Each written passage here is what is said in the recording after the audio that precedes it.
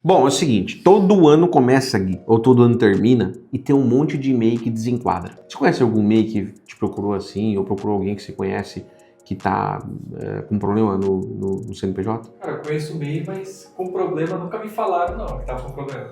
Acho que eles nem sabem, né? Acho que nem sabe. Aí aquilo que os olhos não vê, o coração não sente. O bolso sente. Exatamente. Seguinte, todo microempreendedor individual tem que ficar muito atento a algumas regras na hora de migrar de MEI para ME, para evitar multas e prejuízos de uma forma geral. Então, eu até anotei aqui alguns pontos que eu preciso falar para você e não posso esquecer de nenhum, tá? Quais têm sido os principais erros, inclusive, que a gente tem visto e pego aqui sempre que chega um cliente que está querendo desenquadrar de MEI para ME ou que já até desenquadrou? Primeiro, não fazer esse desenquadramento corretamente. O que seria corretamente? Tem prazos estipulados na legislação do MEI. Então você tem que avisar, por exemplo, quando você vai exceder o limite, você tem que avisar até o último dia do mês seguinte que você estourou. E aí tem muita gente que se esquece disso. Se todo mundo cumprisse isso, raramente alguém sofreria penalidades muito altas. Sofreria, ali a questão da transição, tudo que tem que acontecer. E não é sofrido também, então não vou nem falar que sofreria. Agora, para quem não fica atento às regras, meu amigo, minha amiga, é cheio de problema, tá? Então, não fazer esse desenquadramento correto é o seguinte, você tem que fazer o aviso e tem prazo. Depois do aviso, tem toda a alteração que está acontecendo na sua empresa. Desde o nome, que se você já notou, a sua empresa, o seu MEI, ele tem o seu nome e o CPF, ou tem, para quem é mais recente, tem alguns números do seu CNPJ, mais 8 números especificamente, e mais o nomezinho ali, o nome do seu CPF, tá? Então, basicamente, tem que mudar isso, tem que mudar o tipo jurídico, se você quer mais segurança a partir de agora, optar pelo regime correto, a tempo. Então, tem uma série de mudanças que precisa fazer. Não é só fazer a comunicação. Muita gente acaba pagando muito dinheiro por causa disso. Esses dias mesmo nós atendemos uma pessoa, ela teria que voltar em janeiro do ano passado e pagar os impostos como microempresa, porque ela descumpriu um prazo, né?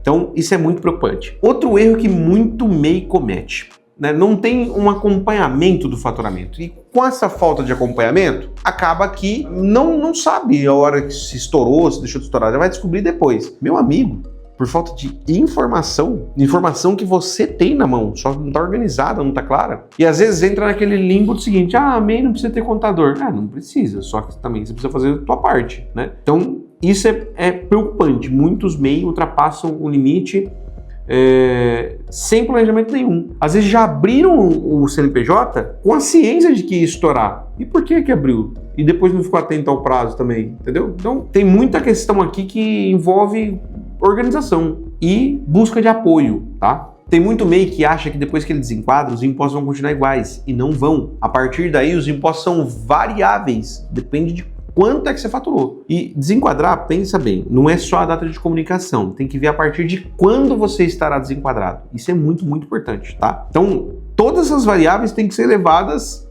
à risca, analisadas, para que você saiba qual é o melhor caminho a ser tomado. Outro erro muito comum, deixou de ser MEI, vira ME e não contrata o contador. Para de economizar aquilo que não vai te trazer nenhum benefício. Pelo contrário, vai trazer malefícios, tá? Essa não é uma economia inteligente, quando você deixa de contratar um profissional que vai te ajudar. É a mesma coisa de eu tenho um problema na coluna e eu me recuso a passar no ortopedista. Cara, pelo amor de Deus, como assim? Se você tem um problema na coluna, talvez é o primeiro que você tem que ver para avaliar. Será que não tem alguma coisa errada aí, algum osso fora do lugar? Pra que você fica teimando com uma coisa que é regra? Não adianta você teimar, não vai mudar a regra por sua causa, tá?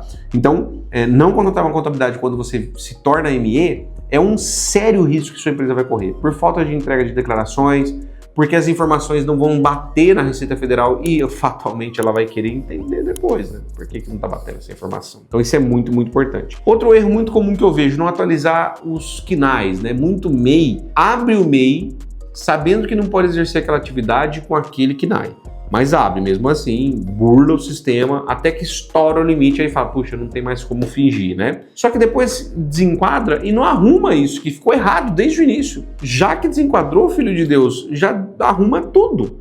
Já resolve a situação do seu CNPJ para você não ser autuado, não ter um problema tributário depois com a Receita Federal, com a Receita Estadual, com a Receita Municipal. Quais obrigações legais existem na ME depois que você sai de MEI, então? Tem um vídeo aqui, vai estar aqui no card, para você assistir, que fala exatamente sobre isso. Então eu recomendo que você assista depois que terminar esse vídeo aqui, tá bom? E por fim, para você poder ir lá assistir o vídeo com calma, conte com uma contabilidade humanizada. MEI é empresário também, ou pelo menos precisaria pensar como um. E se você precisa de apoio para isso, para progredir no seu negócio, já que ele desenquadrou do limite do MEI, significa que ele está crescendo. Legal, parabéns. Agora você precisa, ainda mais, você precisa de apoio para seguir o seu caminho com toda a segurança. Para isso, conte comigo e meu time. Basta entrar em contato pelos links que estão na descrição desse vídeo, tá bom? Um forte abraço e até o próximo vídeo.